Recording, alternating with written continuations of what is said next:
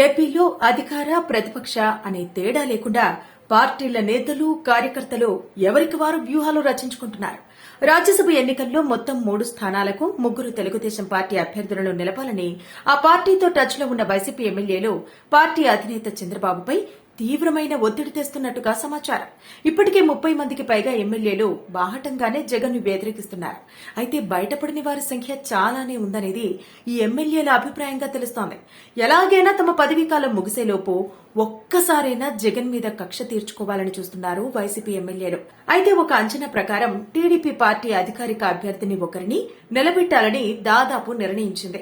TDP మరియు YCP అసమ్మతి ఎమ్మెల్యేలు తెలుగుదేశం పార్టీలో చేరిన మరియు చేరబోతున్న మరో 30 మంది టీడీపీ అభ్యర్థికి ఓట్లు వేసి గెలిపిస్తారని సమాచారం. అలాగే మరో స్వతంత్ర అభ్యర్థిని నిలబెడితే ఇంకా బయటపడని వైసీపీ అసమ్మతి ఎమ్మెల్యేలు అందరూ కలిసి ఆ స్వతంత్ర అభ్యర్థికి ఓట్లు వేస్తారనే అభిప్రాయం వినిపిస్తోంది.